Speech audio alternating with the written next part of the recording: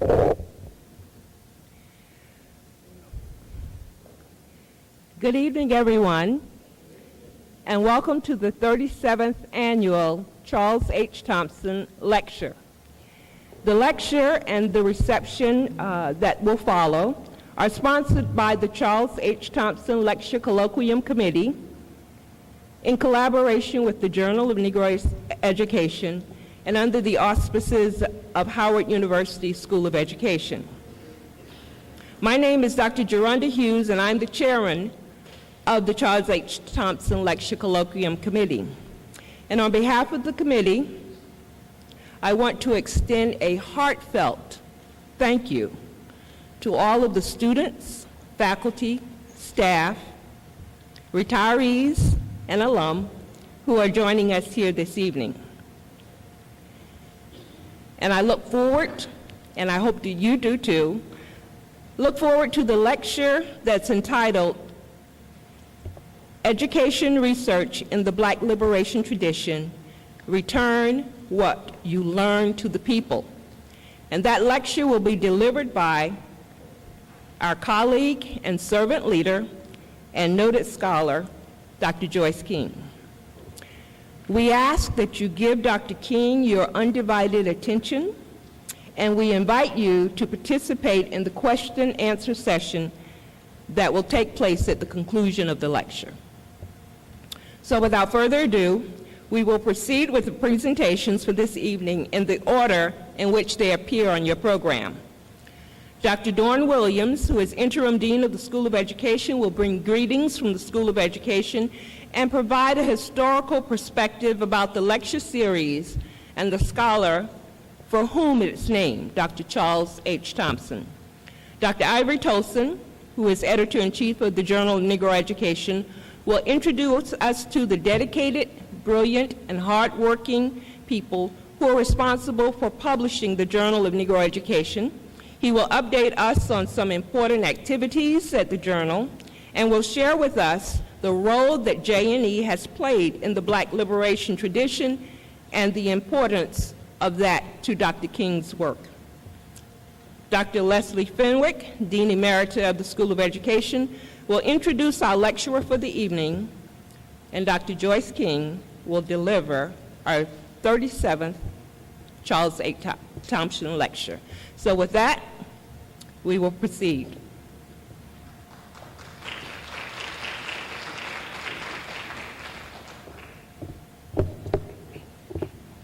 Good evening, everyone. This is a special year for us within the university. As you know, Howard University is celebrating 150 years of its existence and founding. And along with that celebration is the School of Education. Although it wasn't called the School of Education 150 years ago, Howard University did start off with the formation of preachers and teachers. So everything that we do this year, we wanted to make sure that we earmark that occasion. But I am grateful and proud to be bringing you greetings this evening, to the 37th Annual Charles Thompson Lecture Series.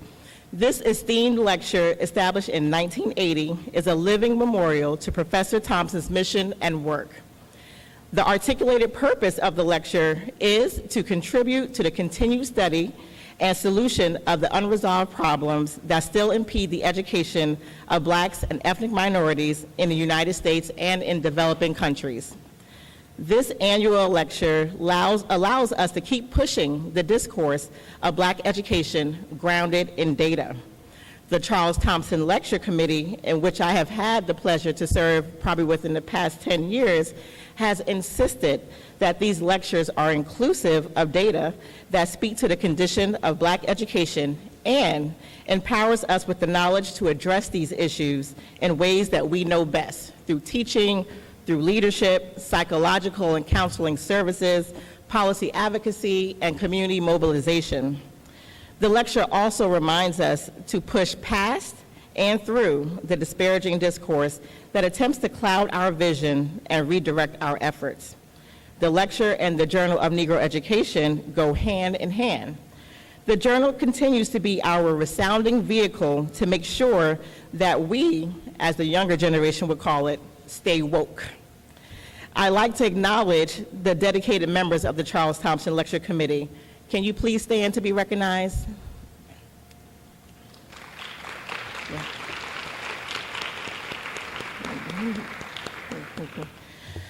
Well, also, the School of Education faculty that are present, please stand to be recognized.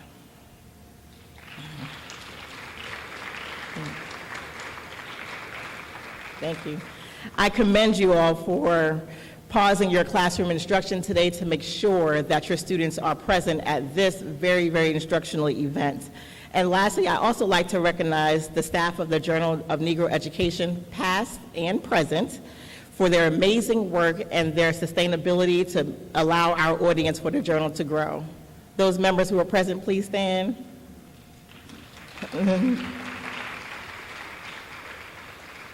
And you also met some staff members on your way in when you registered for the event. We've seen public displays of united protests through our communities, our youth, and really most recently through our athletes. However, we've also witnessed mainstream America get mad about the method of the protest, but then be silent on the message behind the protest. This is where we cannot afford to have our vision to be cloudy. Above all, we are committed to making an impact.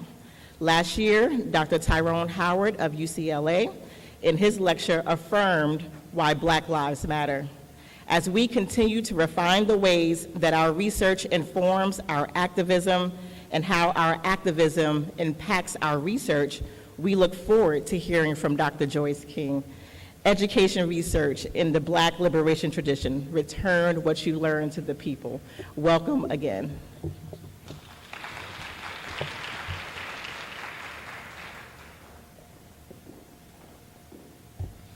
Good evening. Thank you all so much for joining us for the Charles Thompson Lecture Series. I also want to thank the Charles Thompson Lecture Committee for their hard work and their insight and for their forethought to bring a very dynamic lecturer in Dr. Joyce King. I've been the editor-in-chief of the Journal of Negro Education since 2008. This year made 8 years for me, which makes me tied as the third longest-serving journal editor. So I have the bronze as far as journal editors are concerned. Next year will make 9 years for me, which will put me in second place, actually third place. I'm tied for fourth right now. Next year I'll be in third place, and I'll be third to Dr. Faustine Jones Wilson. Is she here today? Okay, a lot of times she comes. She was the editor for 14 years. In order for me to be the longest serving, I would have to stay for 31 years. I'm not sure if I'll make that. But Charles H. Thompson was the head of this journal for 31 years, from 1932 to 1963. During the time that I've been the editor-in-chief of the Journal of Negro Education, I've had the pleasure of working with a lot of outstanding people. A lot of them are here today, and I want to recognize them. Are there any other past editors-in-chief in the room? I don't see anybody. Are there any past guest editors in the room? Could you please stand? All right. Are there any editorial board members in the room? Thank you. Are there any peer reviewers for the Journal of Negro Education in the room?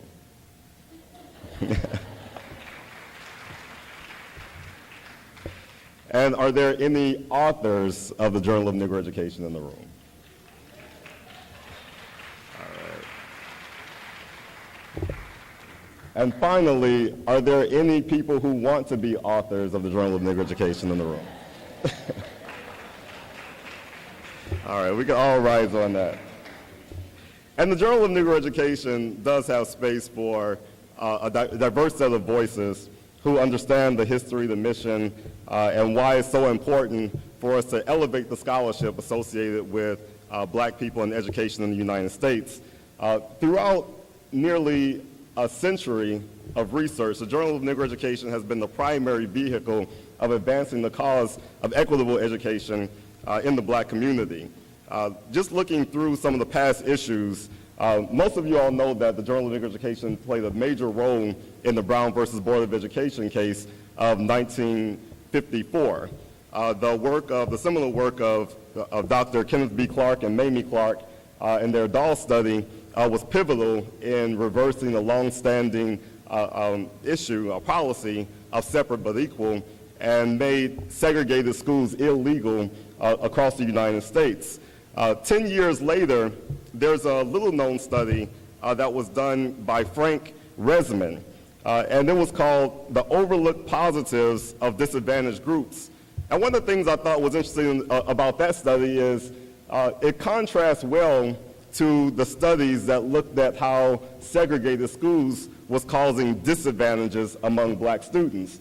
Way back in 1964, Dr. Resman said that black people of disadvantaged groups brought new assets to our educational experience.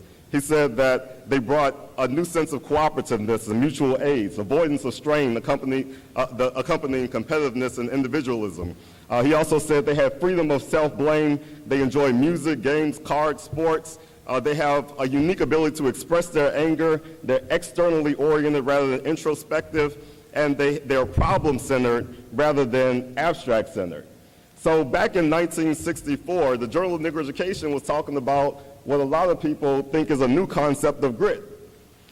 Now, continuing on, another article that I found that is very well connected to the scholar that you'll hear from today is actually done by another Joyce. Joyce Williams wrote in 1978 on the relevance of education for black liberation. And what she said was that the National Education Network has systematically worked to nullify and repress the revolutionary potential of black educational possibilities. This is what Joyce Williams was writing back in 1978. Now fast forward to today, we have another scholar named Dr. Joyce King who continued the fight for liberated education in our schools. She talked about how a lot of schooling today perpetuates myths. And one of those myths is the importance of this undue weight that we put on the concept of nationalism. And as we look at some of the expressions of anger towards Colin Kaepernick as he kneeled down to not stand for a flag that represents so much pain and hurt to him, we see some of the worst forms of nationalism that is oftentimes ingrained in the schooling in the United States. Dr. King also talked about disconscious racism, a radical concept that helps us to understand that a lot of the ways in which we teach diversity in this country does more to nullify our ability to have that revolutionary spirit that the Joyce Williams, who came before her, talked about. So I'm very delighted that we'll hear from Dr. King today. At this point, I'm going to pass the mic over to someone I respect and admire greatly, Dean Emeritus Fenwick. She has graciously returned to us from her sabbatical, her well-earned sabbatical. She's done so much for the Journal of Negro Education, so much for the School of Education, and so much for the field of education. So I'm happy to welcome her to this stage.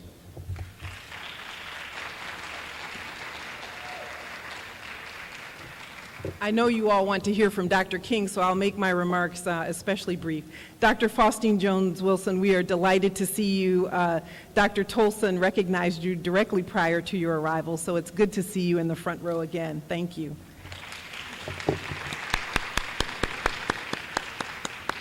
Well, once again, I think the Charles Thompson Lecture Committee is to be lauded for securing our lecturer, Dr. Joyce King.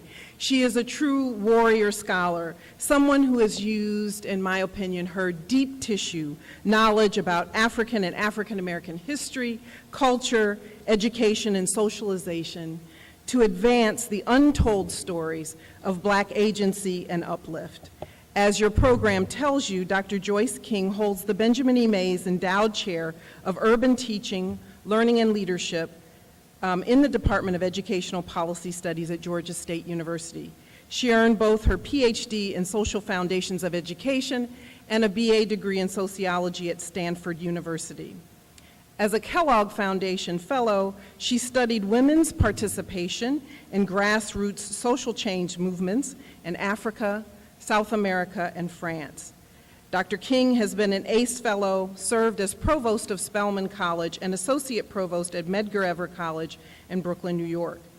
Additionally, she has held visiting professorships at Stanford University and the Federal University of São Paulo in Brazil. Her most notable publications, and I'm hoping you Google and buy these, books and articles, Remembering History in Student and Teacher Learning, an Afrocentric Culturally Informed Praxis, Black Education, a Transformative Research and Action Agenda for the New Century, Preparing Teachers for Diversity, Teaching Diverse Populations, and Black Mothers to Sons, Juxtaposing African American Literature with Social Practice. From 2014 to 2015, Dr. King was president of the American Educational Research Association, a professional association of 25,000 U.S. and international education researchers, policymakers, and practitioners. Well, Dr. King, I think about you when I think about this quote from eminent historian Carter G. Woodson, who is quoted as saying, "Those who have no record of what their forebears have accomplished lose inspiration."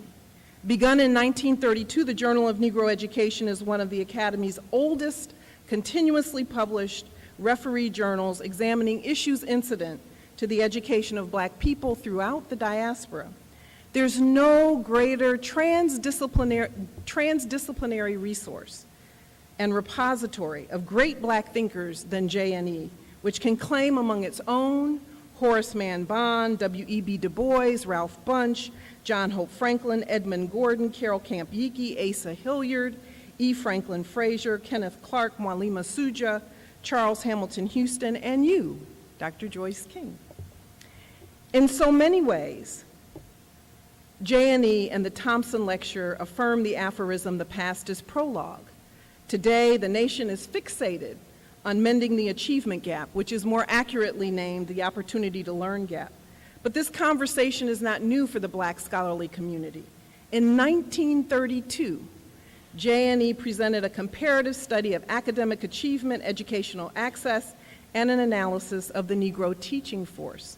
Today, every sector, and you will hear this in Dr. King's lecture, speaks of globalization. But the summer 1947 issue of JNE espoused an education for one world. Take a look at those 1940 and 1930 issues to see and read the scholarly pedigree that you are a part of now.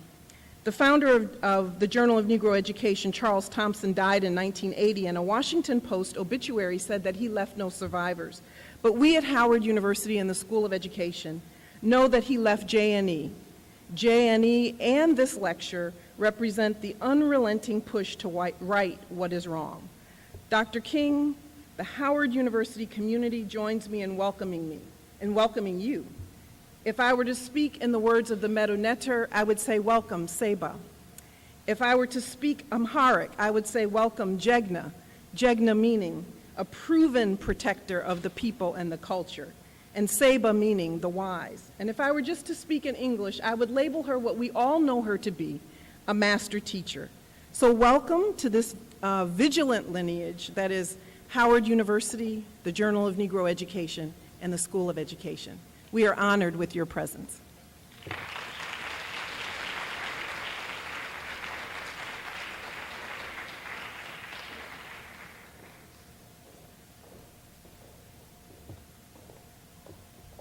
Thank you. I told her I was going to continue to call her Dean Fenwick.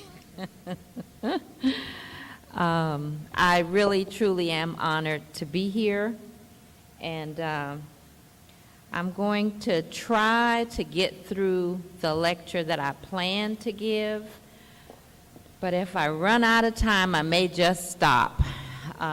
My professor was St. Clair Drake at Stanford University, and he could get started and go on and on and on, and as a young person, I used to say, well, I'm not going to be like that, but here I am.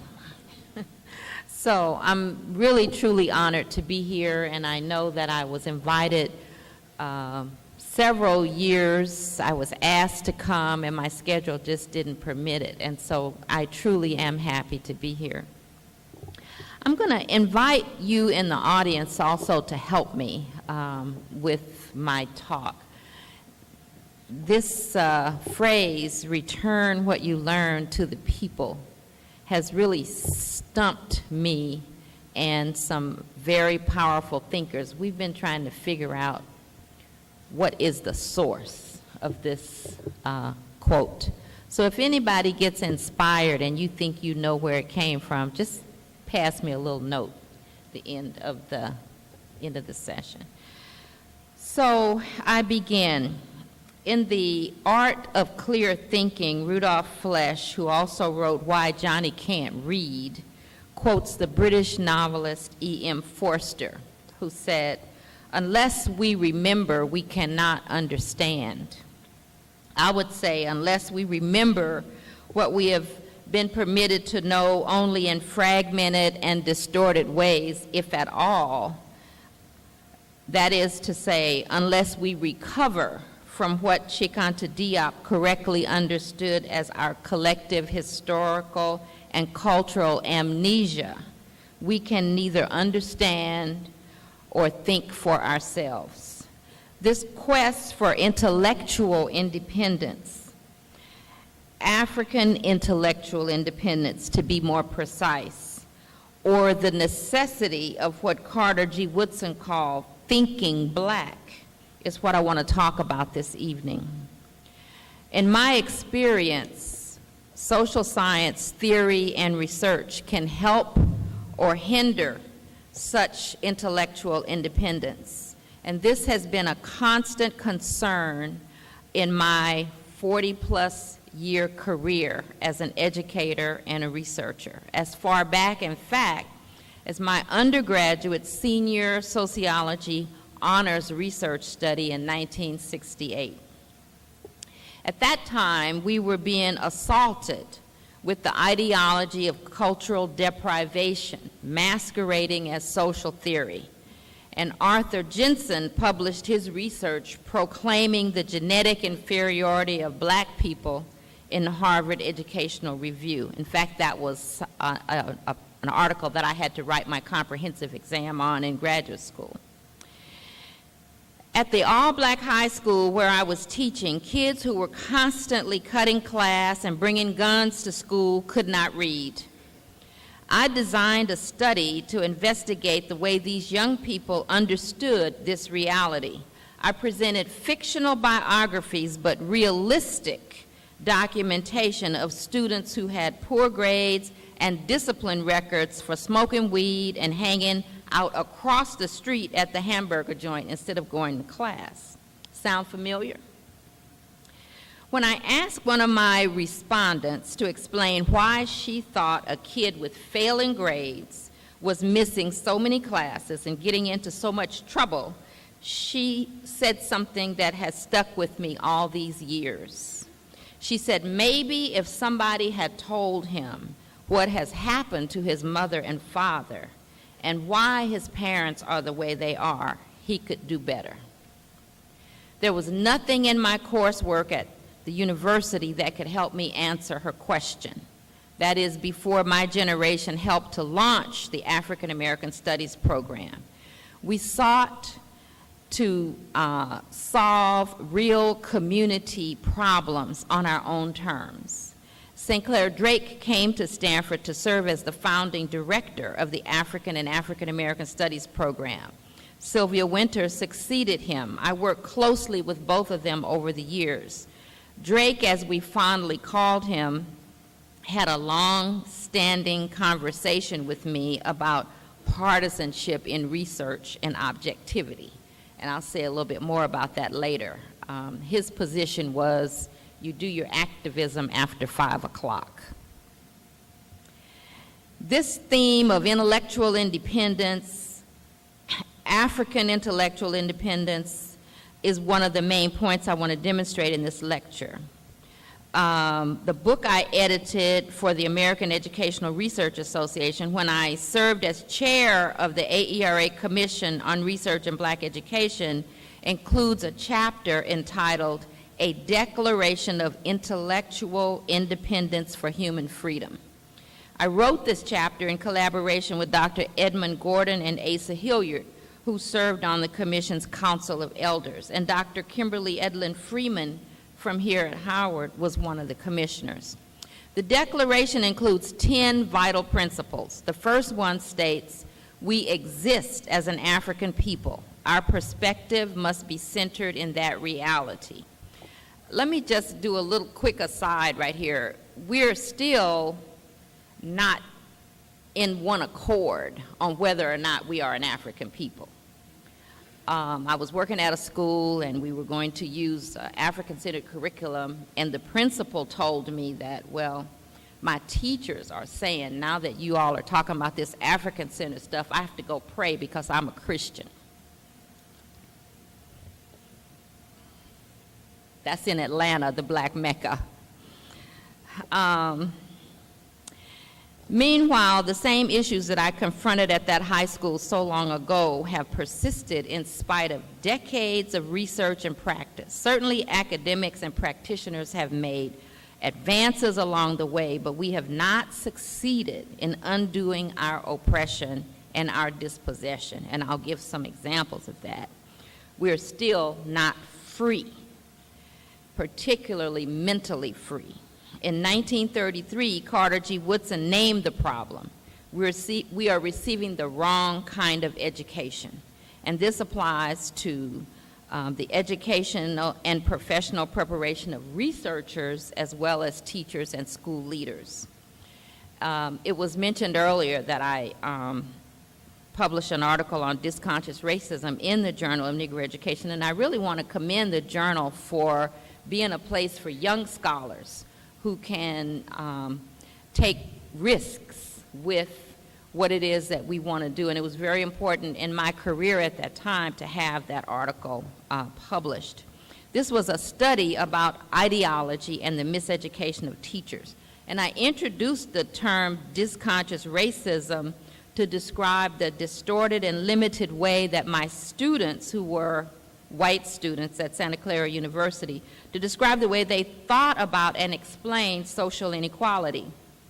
They would say, well, this inequality is just a result of slavery, or, oh, Dr. King, this is just prejudice, it's human nature. And I said, well, you all are describing to me the George Clinton Parliament theory. And they said, what is that? I said, you know, why must I chase the cat? Why must I be like that? It's just the dog in me. So if that's how we are, there's no reason for us to be here. We need to just go home. The rap artist, David Banner, has made a statement that we need to think critically about and understand deeply. He has said, kids kill kids for the same reason cops do. They see no value. So we're talking about a knowledge problem in the curriculum that has not been resolved, even though we've made significant advances. The powerful work that we did out of the 60s with African American studies is now being pushed to the side and blunted with all of the emphasis on testing without consideration of the kind of content that people like Asa Hilliard and others have worked on.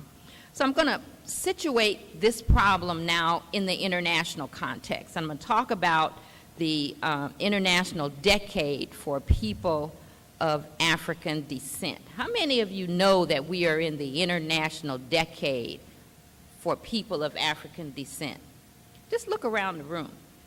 Okay, so we are in the second year of this decade declared by the UN. In 2001, the United Nations convened the World Conference Against Racism, Racial Discrimination, Xenophobia, and Related Intolerance in Durban, South Africa. Despite controversies that motivated the United States and Israel delegations to walk out, the Durban Conference produced a declaration and a plan of action. And the UN Commission on Human Rights established a working group panel of experts to study the problems of racial discrimination faced by people of African descent living in the diaspora, and to make proposals for the elimination of racial discrimination against people of African descent in all parts of the world, and to address all issues concerning the well-being of Africans and people of African descent contained in the Durban Declaration and Program of Action. This is not the first time that we've been on the UN agenda, and Ralph Bunche and other people have had a long, important legacy in this global arena, not only at the level of our scholars, but even young people. In the last 2 years, a group of activists from Chicago, the Black Youth 100 Project, took a deposition and presented it in Geneva to the Human Rights, the Commission Against Torture. Anybody hear about that? Did you know that BYP 100 testified about, I see some young people, testified about police abuse in Chicago? The Durban Conference has also led to the first international year of the International Decade for People of African Descent, and Native Americans have also had these kinds of designations. Thus, the promotion and protection of the human rights of African people, people of African ancestry, more than 200 million of us, is a concern and a priority of the United Nations. We are nearing the end of the second year, and the theme of this international decade is recognition, justice, and development. And under recognition, justice, and development, education comes center stage. Recognition means member states are expected to raise awareness through information and education measures, particularly educating people about the tragedies, atrocities, in particular connected with the slave trade, the transatlantic slave trade, and colonialism, so as to avoid stereotypes and the distortion or falsification of these historic facts, which may lead to racism, racial discrimination, xenophobia, etc. And I remember when I introduced the term disconscious racism, it was because my student teachers said that the reason why we have inequity in society is because of slavery. If not directly a result of slavery, because of people's attitudes as a result of slavery. So they could not focus on any kind of systemic analysis. And in California, teachers are credentialed in a fifth-year program, not an undergraduate. So these are people who have a BA degree but cannot think beyond slavery when you talk about inequity in society. So the development theme also includes a concern about indirect discrimination, negative stereotyping, stigmatization, etc. Out of this work at the UN, a working group of experts on people of African descent was convened and has made a fact-finding visit to the United States this past January. And the person who chaired that panel of experts was Frantz Fanon's daughter. So they went to several cities. They prepared a comprehensive report and recommendations on racialized structural barriers ranging from criminal justice to police brutality to housing, food insecurity, school closings, and even reparations. The news media also reported, and this is a headline, UN experts seem horrified by how American schools treat black children. So we're on the global stage. The panel of experts recommended making sure curricula appropriately reflect the history of the slave trade. Now, from an African liberation education perspective, this is somewhat problematic, because if there was one thing Asa Hilliard said, we do not start our story with slavery.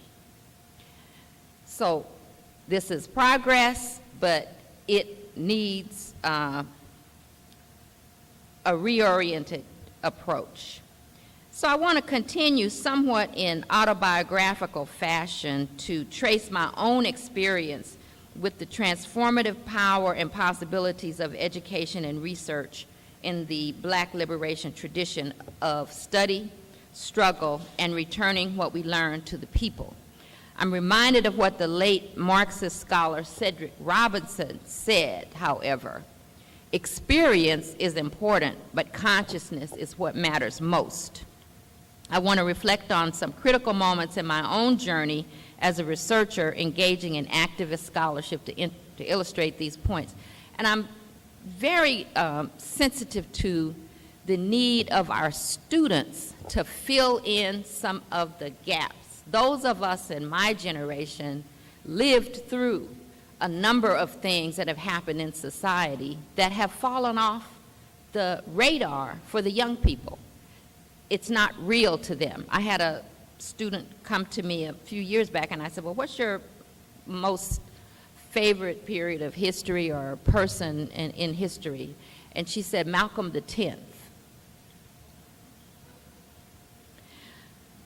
So how does a black girl who went from working in the fields cutting onions beside my grandmother and my cousins not only end up going to one of the Western world's most elite universities, but also manage to survive a Stanford education, clothed in my right mind, as the old people would say, and graduate with a BA degree and a PhD committed to the African philosophy, return what you learn to the people?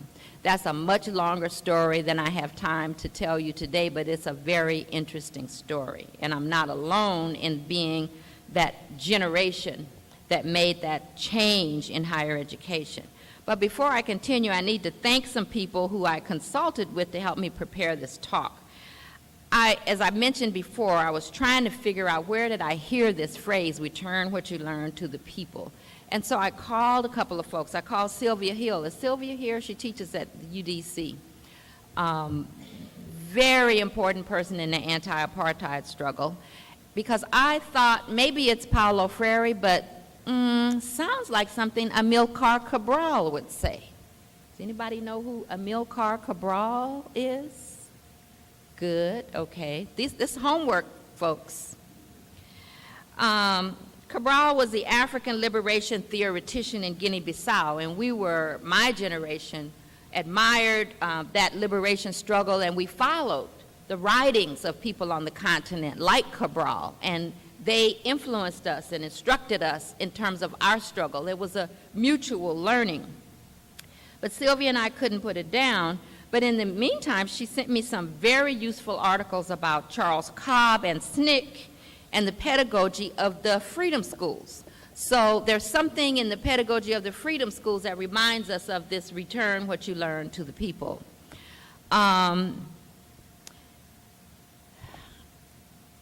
Septima Clark, Ella Baker, long before Paulo Freire, were doing critical pedagogy.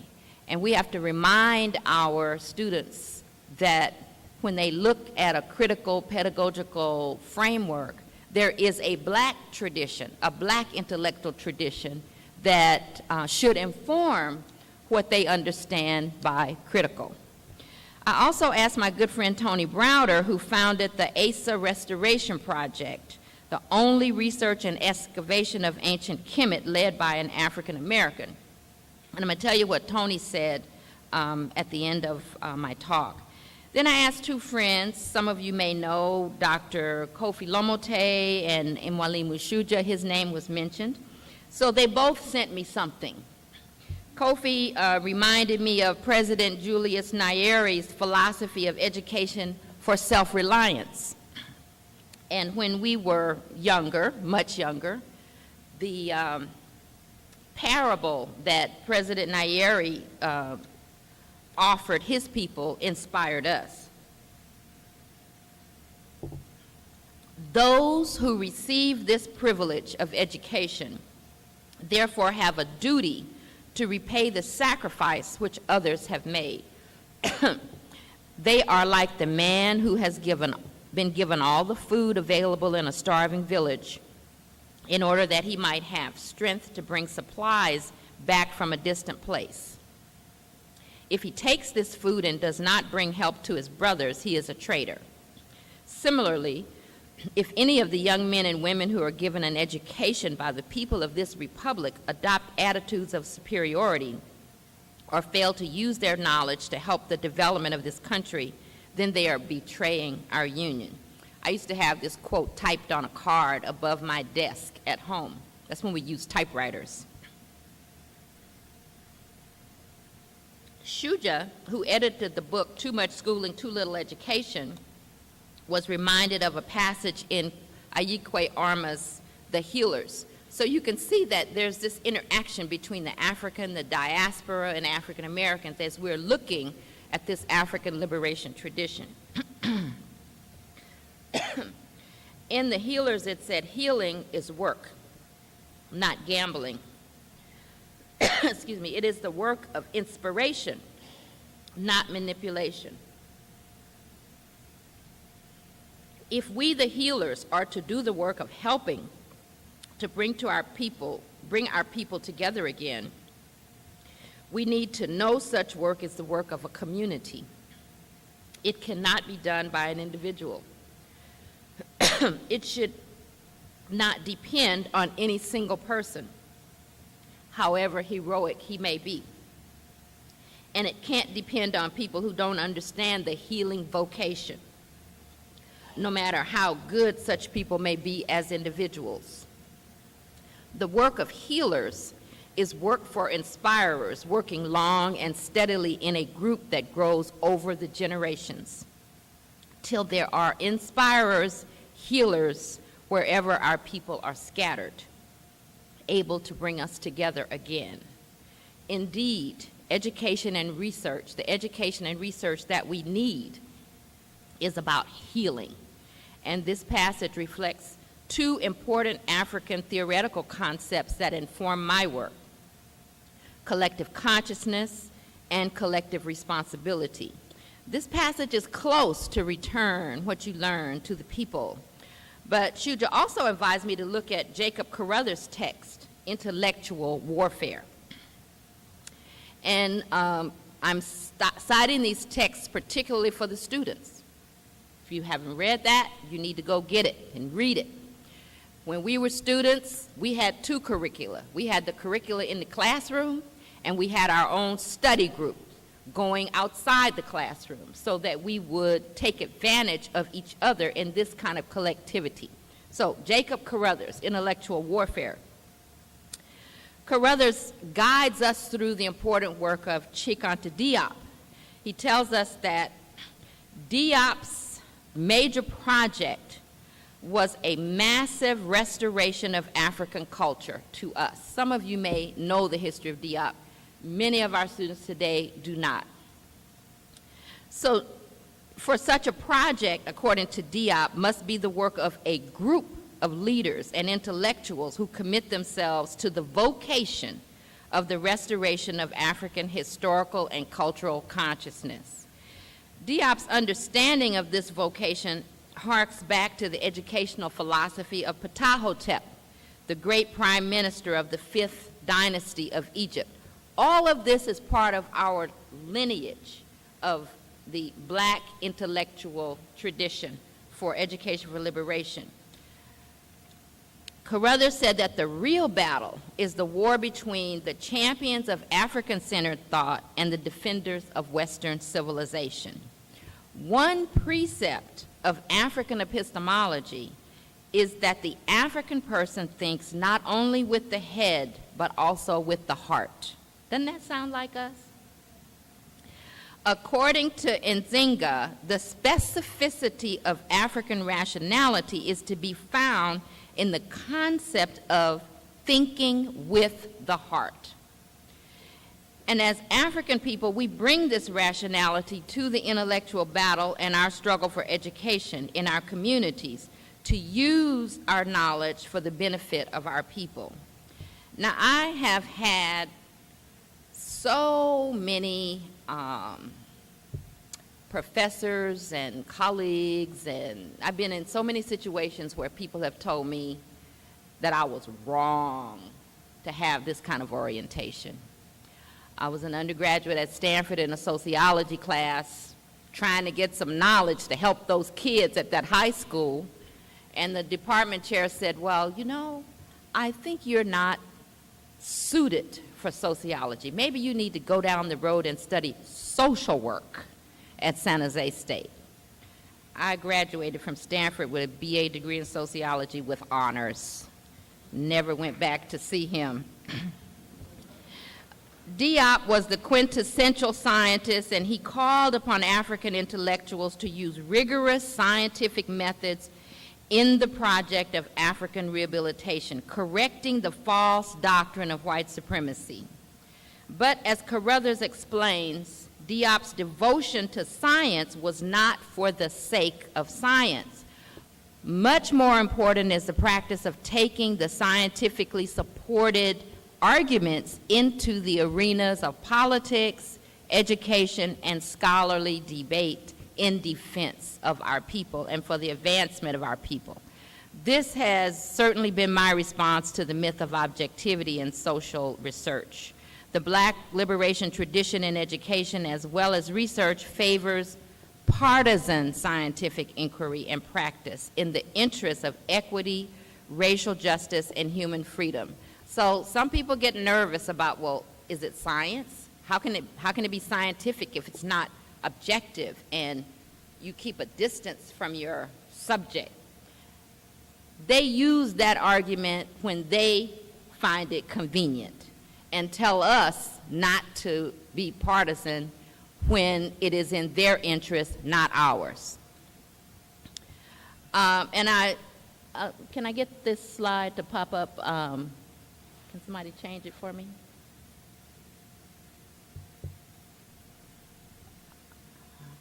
Oh, thank you. Okay. So I talked about this already. Our situation is more psychological than people will admit. Black kids kill black kids for the same reason cops do. They see no value. So that's my book, Black Mothers to Sons. It came out in 1985, co-authored with Carolyn Mitchell, who was a professor of African American literature. We used African American literature as prompts to interview mothers about raising sons. The title of the book comes from Langston Hughes' poem. It never got any traction. People love it who've read it, but it never really took off in the discipline. Carolyn's colleagues in the English department stopped speaking to her because they said literature should not be used that way. We also participated in the book as subjects of our own inquiry. So we are telling our stories along with the mothers. So when I was coming up for tenure at Santa Clara, I presented this book for my tenure file, and I went to Drake, St. Clair Drake at Stanford, to ask if he would write a letter for me, and I presented the manuscript to him, knowing he had already told me how many times you do your activism after 5. You separate your activism from your scholarship. So I still remember going to the faculty club, and he rode up on his bike, and we were going to sit down and discuss. I'm going to see if he's going to write this letter for me. We sat down, and I said, okay, well, what do you think? Because my section was the methodology. He said, well argued. And I knew that was all I was going to get from him, but I ran with it, and he wrote the letter, and I got tenure. Over the years, I found support for my position about scientific inquiry that is both partisan, that is, on the side of the oppressed, and rigorous. The late Manning Marable has written about the critical thought and perspectives of intellectuals of African descent and scholars of Black America and Africa and the diaspora. He argued that the Black intellectual tradition has always been prescriptive. According to Marable, since the colonial era, Black intellectuals have attempted to improve the actual condition of Black people by marrying scholarship and struggle, social analysis and social transformation. But this did not mean, in Marable's words, that the Black scholarship was reduced to a partisan polemic with no genuine standards of objectivity. I would add not just objectivity, but answerability. And that comes from the work of Lay Patel, answerable to the community that we are trying to help. So when we did this book, we brought the analysis back to the mothers and asked them, did we get it right?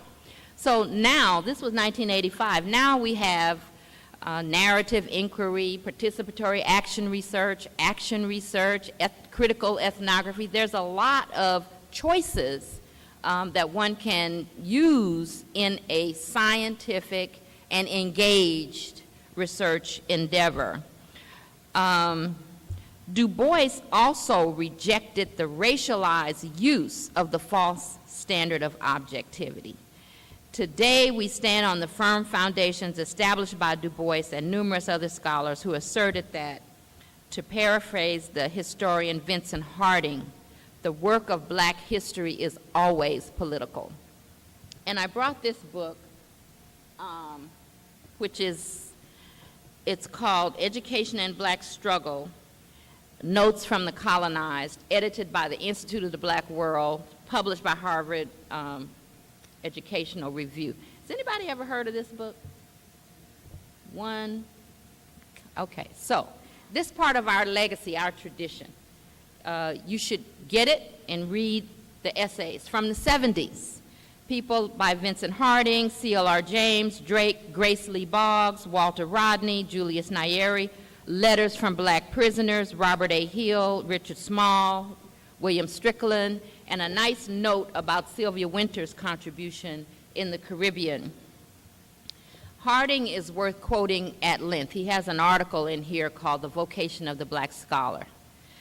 Becoming personally involved in the concrete, active struggles for liberation, entering deeply into its life, and opening our own lives to its risks is, of course, the most unrespectable aspect of the vocation of the black scholar.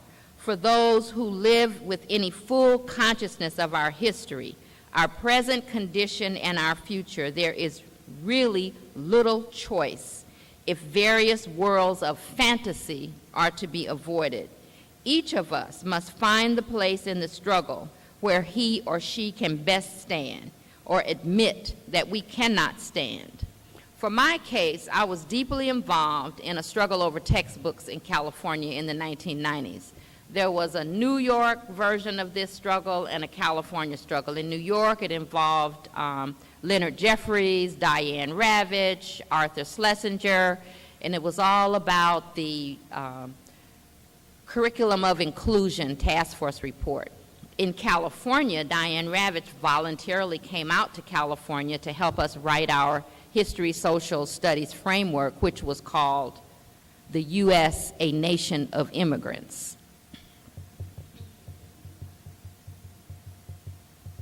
Conceptually flawed. African Americans were depicted as forced immigrants.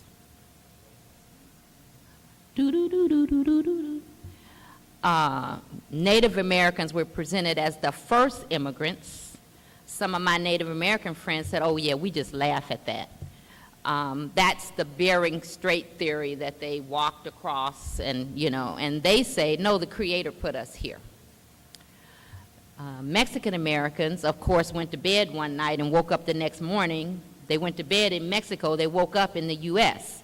So immigrant is the European framework that is imposed on everybody else. I held hearings around the state. I was a member of the Curriculum Commission that in California and New York are textbook adoption states. Schools can't buy books if they're not approved by the state. I held a hearing all day long in a hotel across the street from AERA. AERA was meeting in San Francisco at one hotel, and I had a series of panels at a hotel across the street. All the big scholars of multicultural education, reading, literature, testifying all day. And this was a hearing set up and organized by the State Department of Education. There were microphones all along the table. A few months later, a reporter who was really digging into issues of curriculum in California, called me and he said, "Have you listened to your tapes?" And I said, "No." This is when we had cassette tapes. So I pulled the box off my shelf, popped one in the recorder, was blank. 8 tapes labeled blank. A few months later, I saw the brother, who was my staff person, and asked him, "Hey, what happened to the recordings of the hearing?" He said, "I have to pay my mortgage." So where is the objectivity in that?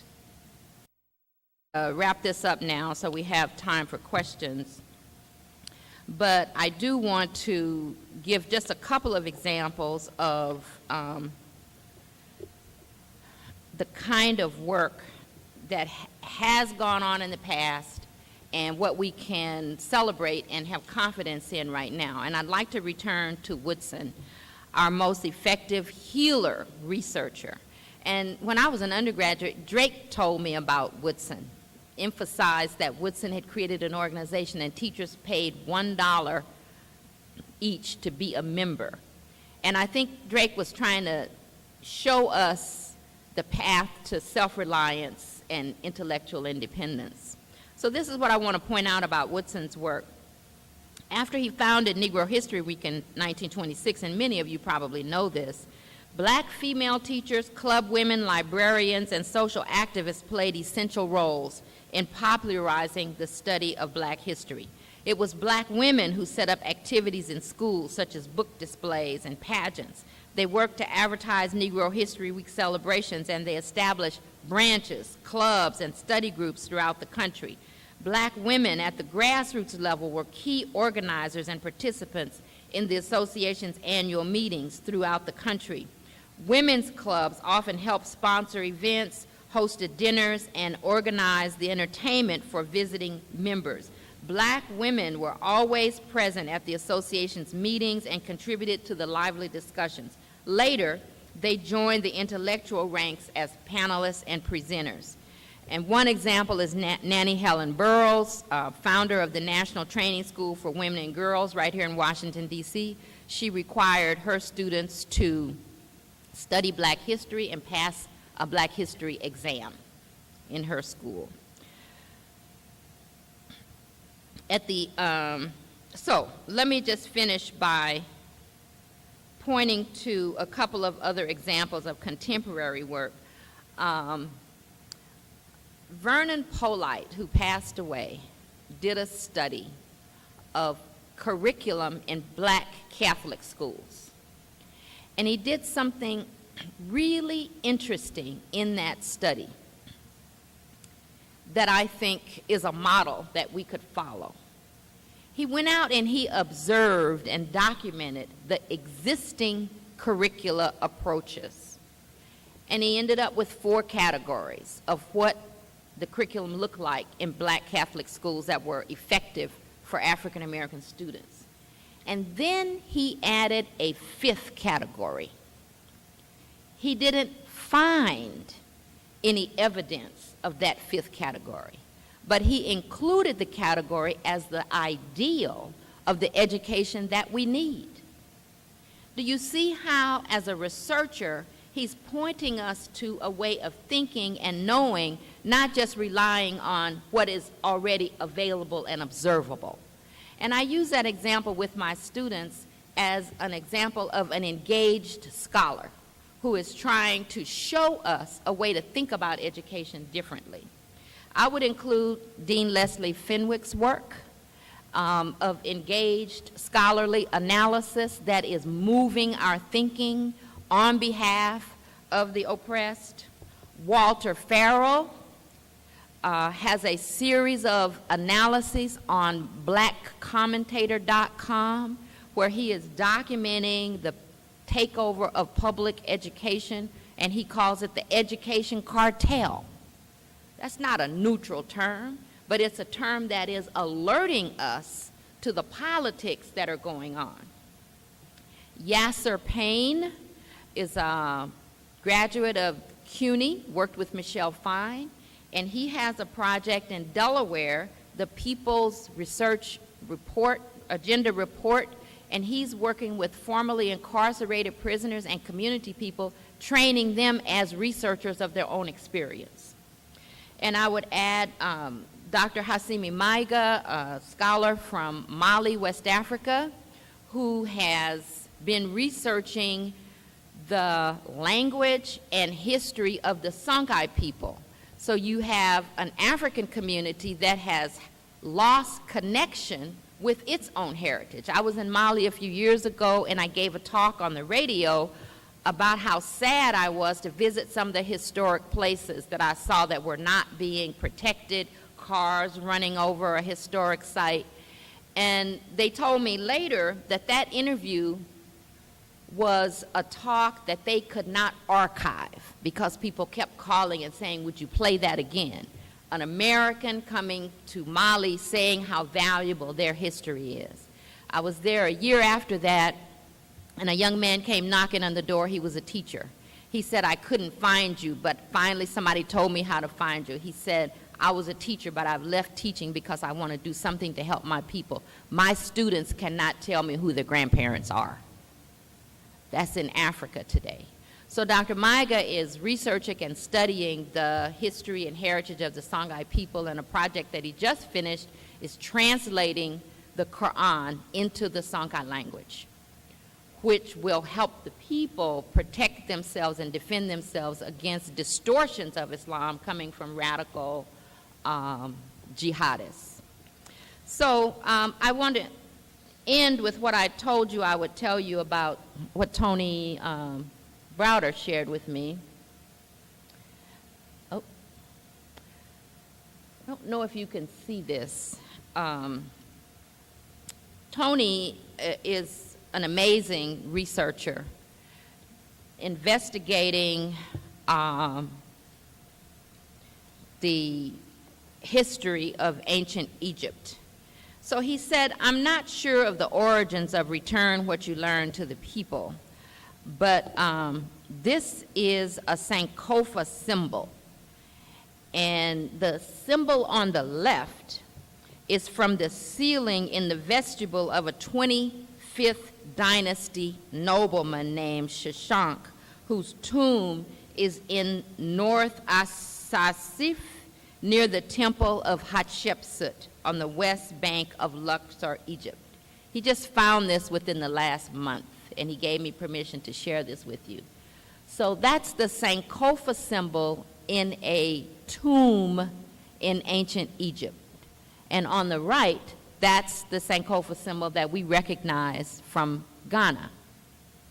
So this is more evidence, linguistic evidence of our cultural unity as a people. Tony said both tombs are closed to the public, but we were given access to them during a conference that was organized to commemorate the opening of the restored second pillared hall in the tomb of Karakamin, and that's the work that he's been doing all this time. So I am personally inspired by the words of Hatshepsut, the foremost noble woman, the fifth pharaoh of the 18th dynasty of Egypt, who said, I have raised up that which was in ruins. I have restored that which was destroyed. We're going to be all right.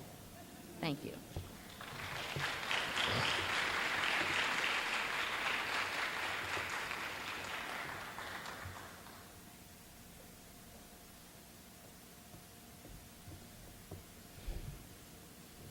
We want to thank you, Dr. King. You have certainly returned what you learned to the people, and we appreciate that very much. Now we're going to take some time to have questions from the audience. Please approach the microphone there and ask your questions to Dr. King. Or comments. Comments or questions? And I'm going to put down now.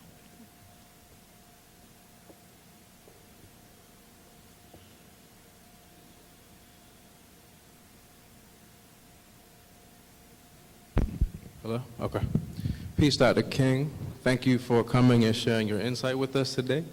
My name is Quelly Zuccheri. I'm a student here at Howard in the developmental psychology program. And I'm really interested in your comments about intellectual warfare by Dr. Carruthers, who had the very pivotal book. My question, you mentioned that you did a lot of work, and other scholars as well, in terms of trying to push African and African American studies and culture into curriculums in mainstream education.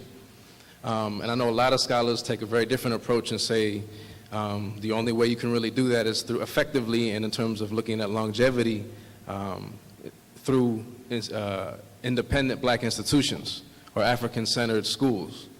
Of course, what you lose when you push that type of education is that it's going to be limited. There's only going to be so many of those schools. You're going to have limited funding. There's a lot of issues to keep that going.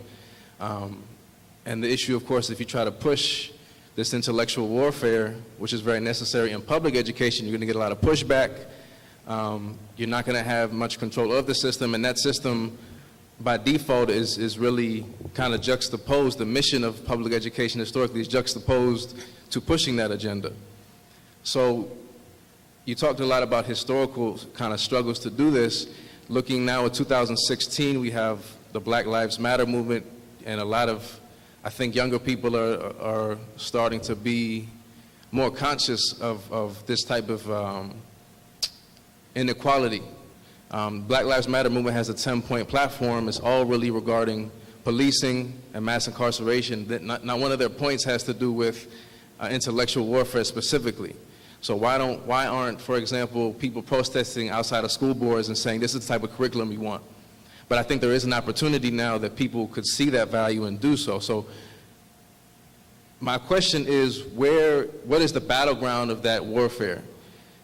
Should we push for more independent institutions, or should we be pushing for mainstream public education to cater to more our needs?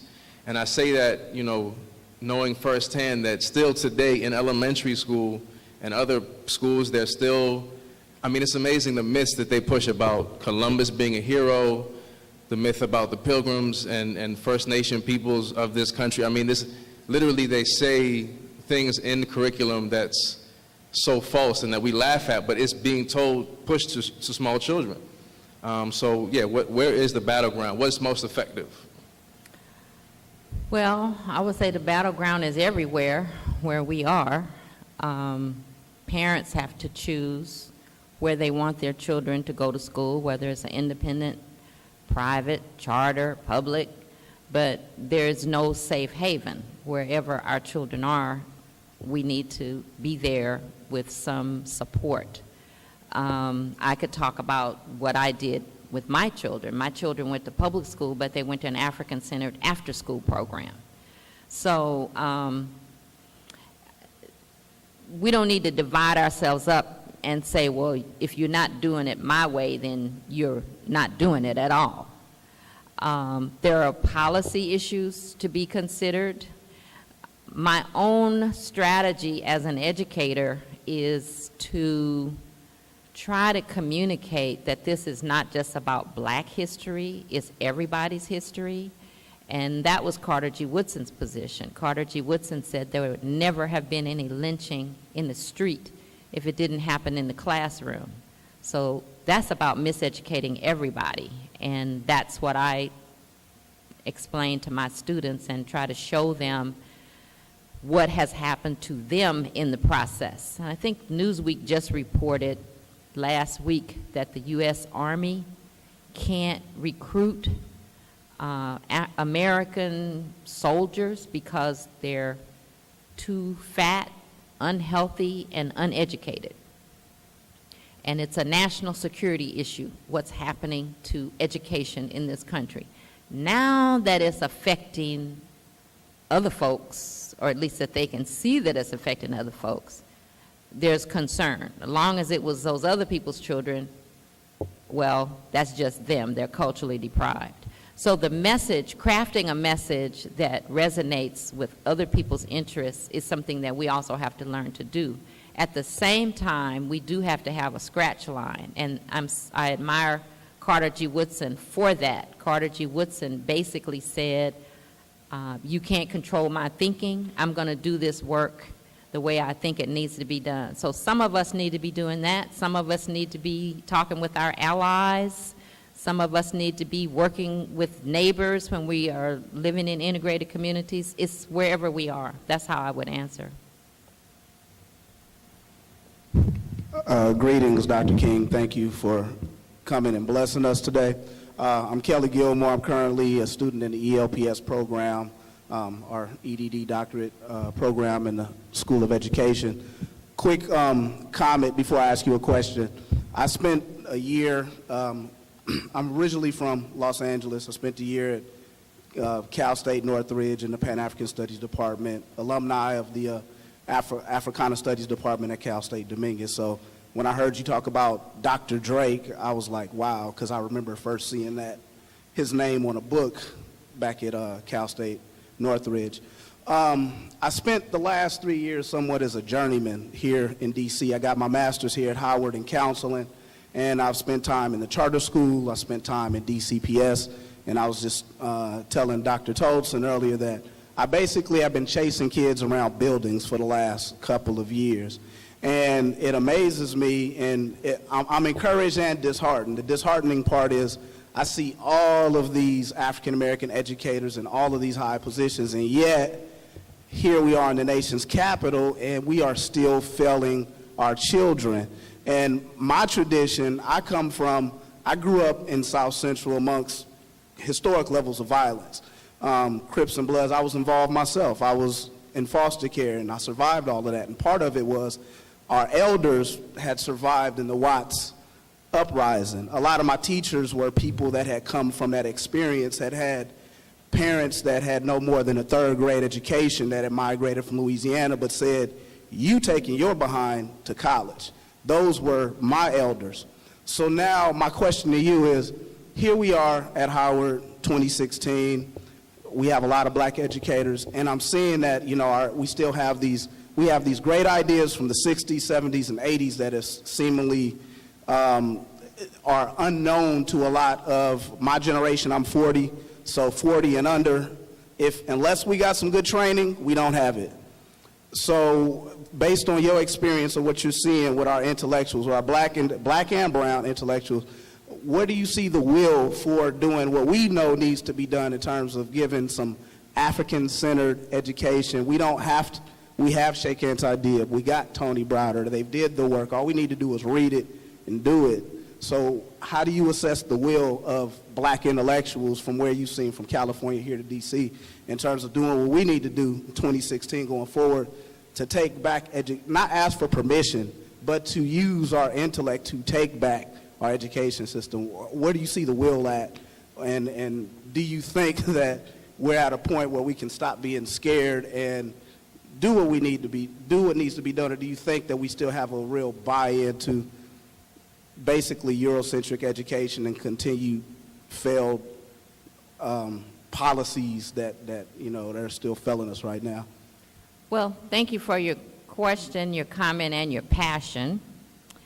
It's kind of related to the previous question, and as a 60s person, I would say let 1,000 flowers bloom. From a Maoist perspective, it doesn't have to be one thing, nor does it have to be everybody. And when you have a good model of something that people can see the results in their children, folks will come and want that. So you just have to find some people of like mind and do something creative and positive and let the work speak for itself. I'm reminded that Marcus Garvey organized the black world from the Caribbean to Canada to South America to the African continent, and he didn't even have a fax machine. So, part of our leaders have been decimated. People are afraid, and there's reason to be afraid. The brother told me I got to pay my mortgage. So find a place where you can stand and do that with some other people. Good evening, Dr. King. Hello. Hi, I'm Dana King. Okay, cousin. I am a student in the PhD program in education psychology. I've been an educator for 20 years, worked with Asa Hilliard, Dr. Carr in Philadelphia, and taken some of that work that was done in New York and California as a result of a protest by black students in 1967. The book by Jacob Carruthers, Intellectual Warfare, is a quote that I use when people ask me why we are not pushing the work in. How is it that we have all of the curriculum written, it's been done, why are we not able to get the work in? And I use the other quote by Jacob Carruthers. African champions must be the translators of their own worldview. And public education, we have too many European translators and they're all not white. That's a problem, number one. The other thing is that I'm trying to figure out why we haven't trained our replacements. We have too many European American teachers in front of our children. That is the elephant in the room. Number of studies have been done of the importance of having the African American teacher, particularly in grades K to 3. And so when we talk about the translation of our culture, that was the thing that Carter G. Woodson mastered, having educators, black educators as soldiers delivering that scholarship. We served as the translators. But I am in classrooms every day, and every day I see no more than 5 black teachers in front of our children. When I train the teachers, who are mostly white, I walk in the room and I pose one question to them, and they give me a very honest answer. I ask them, if black women were responsible for educating your children for the last 50 years and their academic performance has grown progressively worse, would we be allowed to continue to do so? And they tell me no.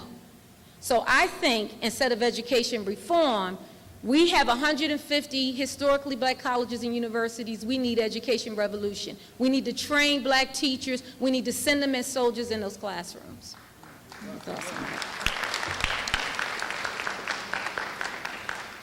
I found one teacher preparation program when I Googled teacher preparation and black studies. One.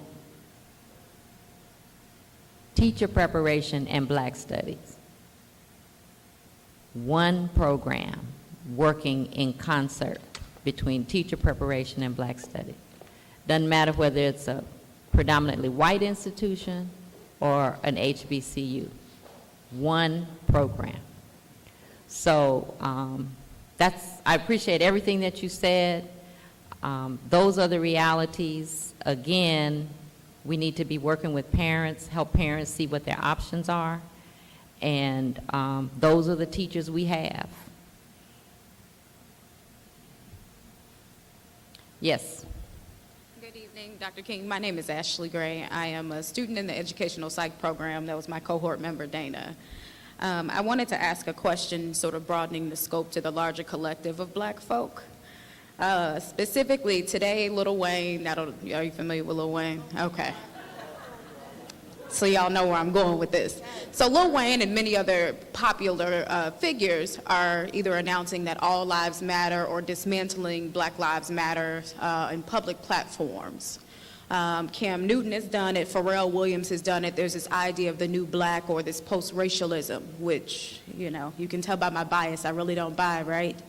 But in an era of post-racialism, how would we engage, or how would you recommend that we engage the larger collective of black folk who may not accept, you know, who are looking to these people as leaders and they say things like all lives matter or Black Lives Matter is a deterrent to racial harmony? How would you engage a larger collective of black folk around that?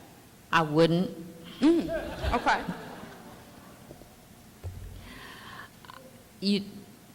Organizing is not about the larger collective. It's not about social media. It's people to people. So get with some people and do the work. Thank you.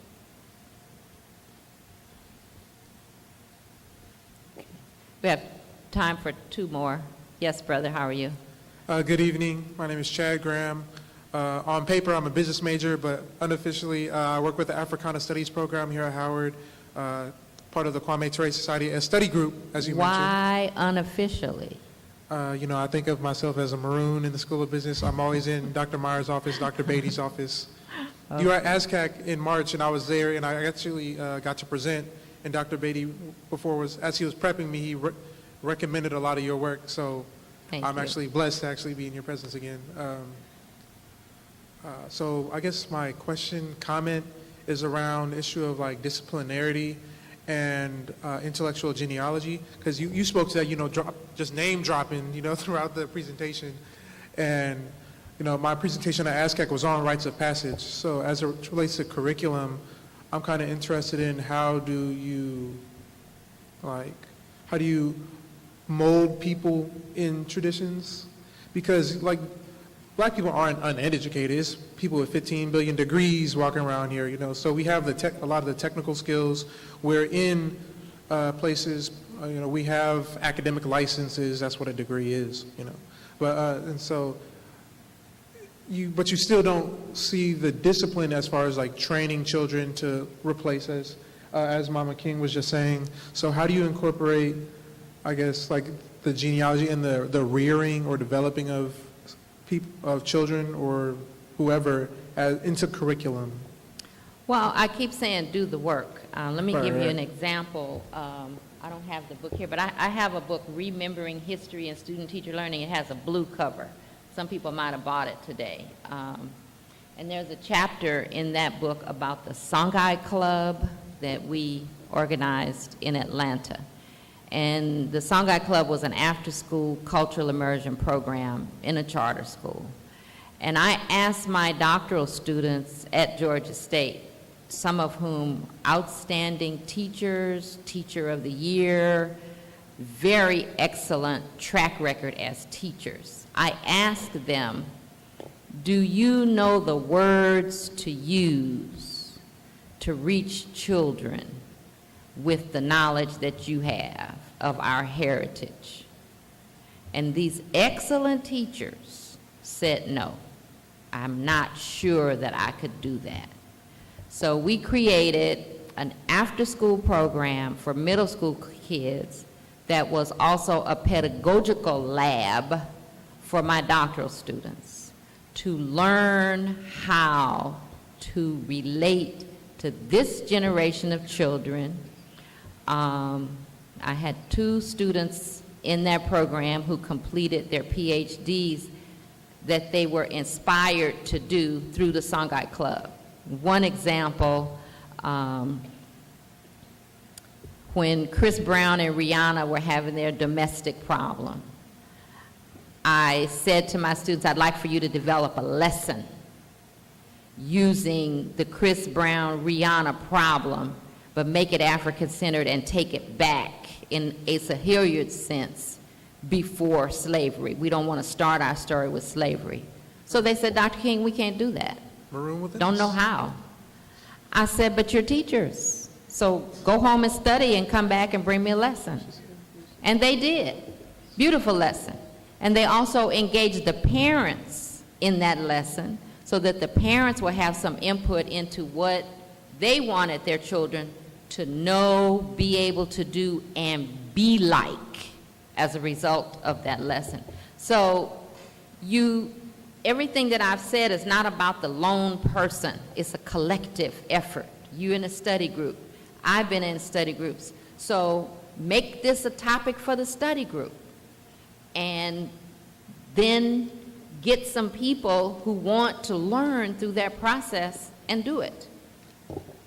Thank you. This is the last question. I've been given the signal. Hi, how are you? Fine. My name is Chase Frazier. I'm in the Education, Leadership, and Policy Studies Department. Thumbs up. My question is, you mentioned Amilcar Cabral, you mentioned Cheikh Diop.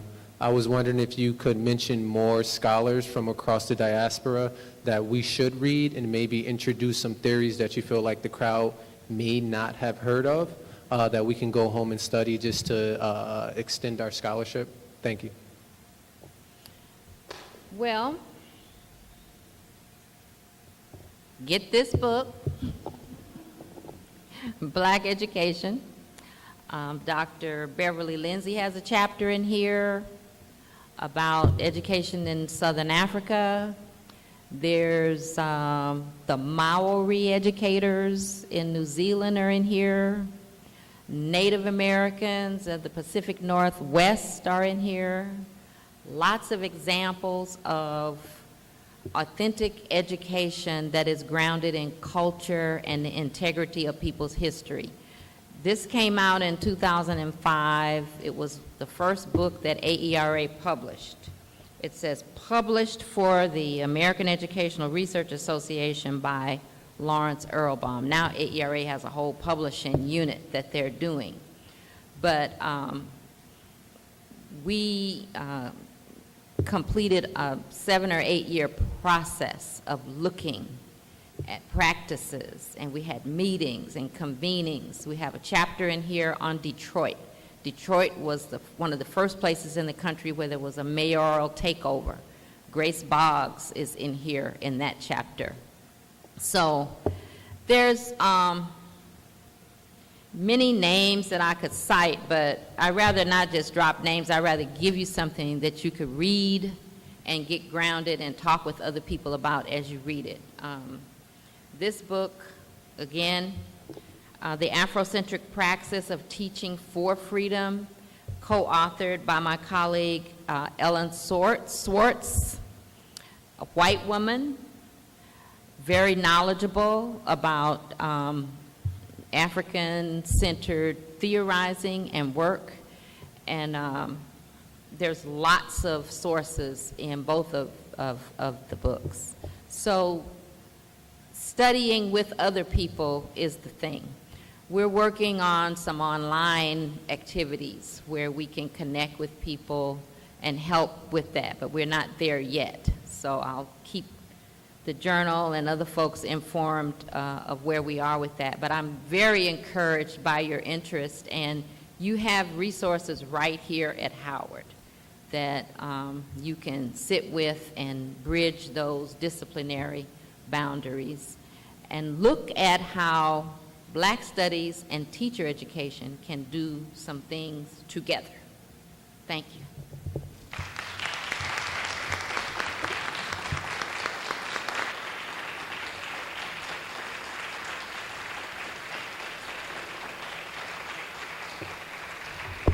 Thank you, Dr. King, for that very valuable lesson and showing us how through these historical texts that we can address some contemporary issues, and also how our research can be used as our activism. I also want to make note, in addition to our lecture this evening, Dr. King met with our students, our teacher education students today. That is not something our previous lecturers have done, to be able to have a conversation and for her to address our students as they begin their student teaching journeys. And we really commend you for that servant leadership. So thank you again for that. And on behalf of our family at the School of Education at Howard University, we'd like to present you with our coveted crystal apple. Ooh.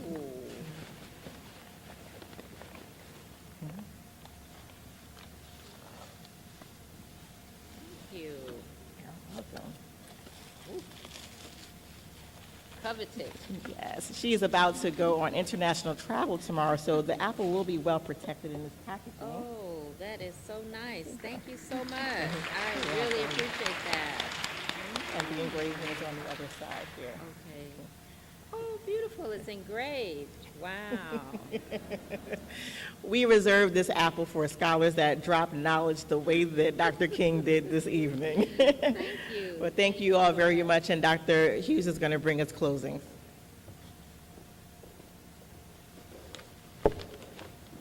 Again, we want to thank Dr. King for this outstanding lecture and educating us tonight. And now we'd like for you to join us at a reception in the Gallery Lounge Dr. King will be there, and you'll have an opportunity to interact with her on a more personal basis. So again, thank you very much, and we look forward to seeing all of you at the 38th Annual Charles Thompson Lecture, first Wednesday in November, 2017.